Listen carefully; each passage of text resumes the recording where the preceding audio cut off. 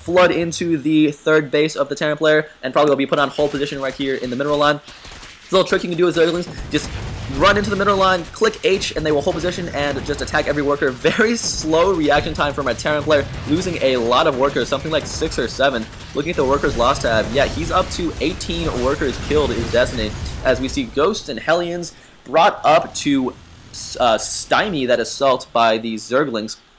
7 Zerglings never looked so scary, taking out at least that many drones and probably a few more before finally being roasted away by Hellions and sniped away by Ghosts. We see 7 Hellions, 6 Ghosts, and 4 Thors right now for binski, so quite a scary army, but does not have the Marine support that he might need for this army to really do as much damage as possible, because these are all damaging units that are pretty fragile if they actually get attacked. I mean, Thors aren't fragile, but they are capable of getting surrounded very easily because their surface area is massive. We see a small engagement happening in the middle of the map. We see Roaches. They had a nice concave, but decided to pull out Destiny.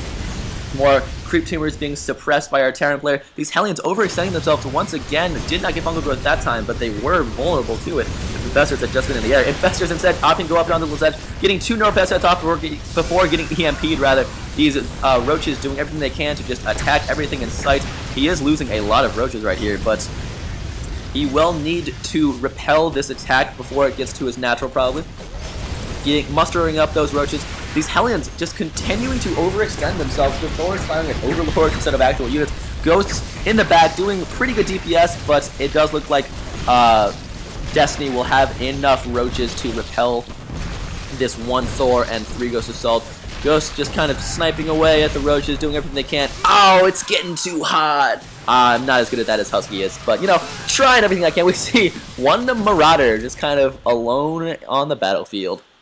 1 Marauder against, what is this, 9 Roaches. Did not end very well for that Marauder. We see a couple of Hellions and a Thor coming in, and wow, 3 more Ghosts. A scan going off just because ROOTDestiny burrowed those to avoid fire. Will get a lot of them taken out though. Burrows farther away out of the range of the scan, and more Roaches coming in. We see, this is strange, binski deciding to not fire at the more damaged units, instead firing at the newly spawned units, which is, I mean, I don't agree with that, because micromanagement, it's all about targeting weak units and keeping your units alive, and instead of doing that, he chose to fire at healthier units, which means those weaker units didn't get killed off. They could continue to do damage, and it costs binski a little more than he should have lost right there. We get the resource loss tab. We do see he's about 3.5k behind, so maybe he will need this 4th base. Unfortunately, he is no longer ahead in expansions. We see Destiny with 3. Actually, he is still ahead ahead in expansions by 1. Wow, a little stumbling right there. I'm sorry, people. See Mules being dropped down here to bolster his income. Looking over here, those rocks were just destroyed, and Destiny is setting up his 4th base, having already established 1 down here in the bottom right, nicely saturated already. Looking at the income tab, Destiny has about 12k, binski has about 2k. What, 12k? 1.2k. 12k would be crazy off of 3 base. You'd be really impressive. See those Mules kicking in.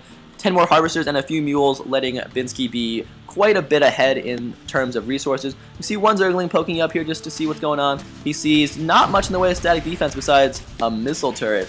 And the Zergling deciding, yeah, I'll probably attack a couple of SCVs. He managed to get 1 before. Oh, managed to get 2! So, not great micro again by binski, losing 2 SCVs to 1 Zergling. As in the middle of the map, we see Roaches just cleaning up. 1 Thor, 2 Hellions, and a Marine. No match for this army of Roaches. And up here we see Zerglings running rampant over the mineral line of binski. Not too many SCVs there to begin with, but they probably will all die now as Roaches just kind of poke their head into the choke leading into the natural expansion. We'll pull back out. Zerglings just kind of doing some damage to these command centers. You see 1 underway, but got stalled when the SCV building it died. These Hellions trying, well, there's 1 Hellion trying to do the best it can, and another one joining the party to suppress this Ling aggression. They will choose to burrow. That's gotta be so incredibly stressful for the SCVs. Hey man, did you see those Zerglings burrow under our feet? No, don't even talk about it, man. I don't want to think about it. I don't want to have to worry about it. Just keep mining. Just keep going to get 5 resources and coming back to the command center. Just don't worry about it. As we see Infestors burrowed, oh, right under it. Oh my goodness, SCVs are so dangerous. Oh, fungal growth going off on, wow, that was about 20 SCVs losing their lives all at once. Those Zerglings still burrowed. We see the Infestors splitting up, 2 going that way, 2 going this way. Looking at the workers lost tab, we see 51, now 52 workers lost. Those Zerglings probably unburrowed as we see infested Terran getting spewed all over here. Mules, so many mules. Mule City right here in drastic danger of being killed by infested Terrans who instead opt to go for that command center. At any rate, we see a lot of workers lost, and another engagement happening in the natural for our Terran player. Roach is coming into his front door, knocking on the front door, attacking everything in sight, getting a nice concave on that bunker and barracks, semi-wall off. This missile turret not doing much of anything because it can't fire at ground units. Thors coming in from behind will try the best they can. That's a lot of Thors. Holy cow, 9 Thors. Thor heaven right now for our Terran player, but unfortunately for him, he's lost both of these expansions up here in the top left and the top middle, as a combination of infestors and Zerglings took those out. These roaches turning back around to snipe one Thor. SCVs pulled off the line to try to prevent Destiny from steamrolling him pretty much at this point.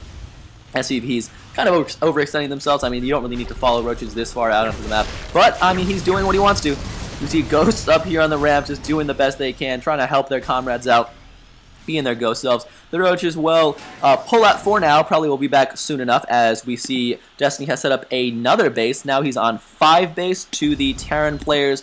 If you count these as bases, which is pretty generous, he's on 4 base, but only none of them are really mining. We see 1 mineral patch with 305 minerals and 9 SCVs on it. We see a lot of low mineral patches here with no SCVs on it. We see no SCVs right there. We see 1 mule right here, all alone in the entire world.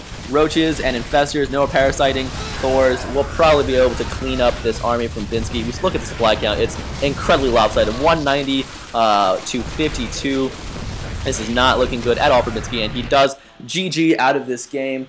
I think in that game, what we saw was Destiny first holding off that bunker rush at the beginning, and I think the theme of this game was binski just slight mistakes in terms of micromanagement, not targeting the spawning pool early in the game when he could have destroyed it, and then later, the next time he attacked, not targeting this hatchery and continuing to target it with his Hellions when he could have destroyed that and delayed the expansion for Destiny. And then a couple of battles back and forth where Destiny was able to make great use of neural parasites and fungal growth from his infestors. We saw binski continue to overextend his Hellions at times and just allow them to get fungal growth, and I mean, they died because of it, and they didn't contribute as much as they could have otherwise. So not cost-effective use of Hellions whatsoever in the mid to late game by the Terran player.